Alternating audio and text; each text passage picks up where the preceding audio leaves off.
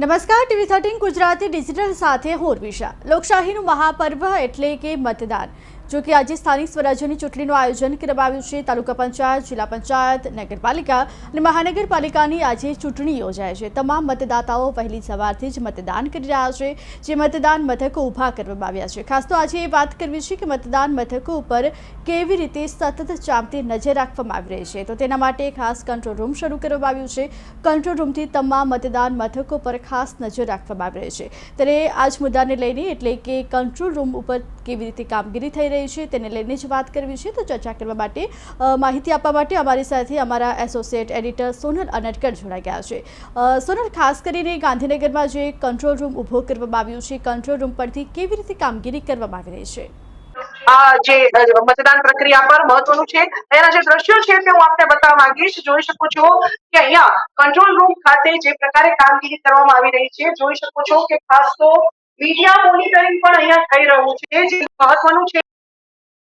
Media શું આચારસંહિતાનો ભંગ media તો નથી કરી રહ્યું ને, તે પણ સતત વોચ રહી છે। સાથે સાથે જ અહીંયા ખાસ જે મતદારો માટે હેલ્પલાઇન છે તે પણ શરૂ કરવામાં આવી છે અને તેના પર સતત જે ફોન છે તે રડક્યા કરે છે। સવારના વાગ્યાથી જ મતદાન શરૂ થયા અંતર્ગત જે ફરિયાદો અહીંયા મળી છે માટે હેલ્પલાઇનની સાથે સાથે જ જે આચારસંહિતા ભંગની ફરિયાદો છે તેના માટે પણ ખાસ 4 ફોન નંબર છે તે ચૂંટણી પંચ તરફથી જાહેર કરવામાં આવ્યા છે। અને તેની અંતર્ગત જોઈ શકાય છે કે ફરિયાદ લેવાનું ચાલુ છે।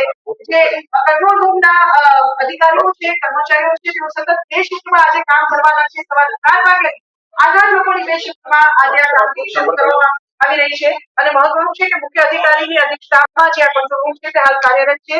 જે અધિકારી છે તે પણ જોઈ શકાય છે, મહિલા અધિકારી અહીંયા ખાસ જે ટેક્સ છે તે લઈ રહ્યા છે। મહત્વનું છે કે કંટ્રોલ રૂમ પર જે ફરિયાદો આવી છે ત્યારે અત્યાર સુધી 12 વાગ્યા સુધીના જે ફરિયાદના આંકડા પર જો લગભગ ફરિયાદો છે જે તે કંટ્રોલ રૂમને મળી છે, જેમાં મુખ્યત્વે આચારસંહિતા ભંગ જોઈ શકાય છે કે જે અધિકારીઓ છે તે સતત મીડિયા મોનિટરિંગની સાથે સાથે જ ફરિયાદો છે।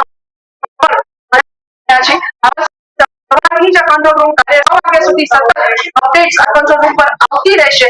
2 શિફ્ટમાં જે અધિકારીઓ છે તે કામ કરશે। અને સુરતના જે દ્રશ્યો છે તો આપણે બતાવવા માંગીશ। જોઈ શકો છો કે જે હેલ્પલાઇન છે તેના સંદર્ભમાં જે લેન્ડલાઇન ફોન છે તે મૂકવામાં આવ્યા છે। સાથે સાથે જે મોબાઈલ ફોન છે તેનાથી પણ સતત જે મતદાન મથકો છે તેની સાથે છે તે જિલ્લાના અધિકારીઓ છે તેની સાથે સાથે રચના છે અને જે કોઈ ફરિયાદો આવી છે ખાસ કરીને આ એક સૌથી મહત્વનું છે કે જે કોઈ પણ ફરિયાદો આવે છે તેના તાત્કાલિક નિરાકરણનો પ્રયાસ અને જે ફરિયાદને આગળ વધારવાનો પણ પ્રયાસ છે તે ચાલી રહ્યો છે। જોઈ શકાય છે કે જે અધિકારી છે તે અપડેટ્સ લઈ રહ્યા છે સતત ફરિયાદોનું અને સાથે સાથે જે પ્રકારે ફરિયાદો સામે આવતી જાય છે તે પ્રકારે તેના નિરાકરણની દિશામાં પણ જે ચૂંટણી પંચ તરફથી આવી રહ્યા છે। મીડિયા મોનિટરિંગની સાથે સાથે ખાસ તો મતદારોને એક ફરિયાદ એવી પણ અહીંયા મળી છે કેટલીક ફરિયાદો કે જેમાં મતદારો તરફથી એવું કહેવામાં આવ્યું હોય કે જેમાં તેમાં મતદાર યાદીમાં તેમનું નામ ન હોય એ પ્રકારની જે ફરિયાદ છે તે અંતર્ગત જે ફરિયાદ છે તે નોંધવામાં આવી છે।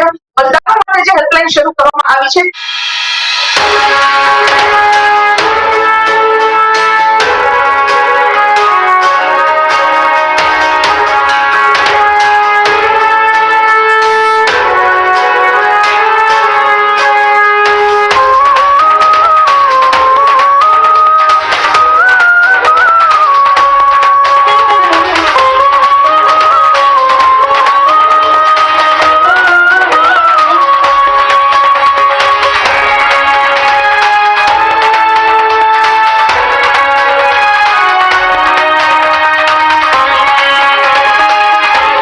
TV13 Gujarati।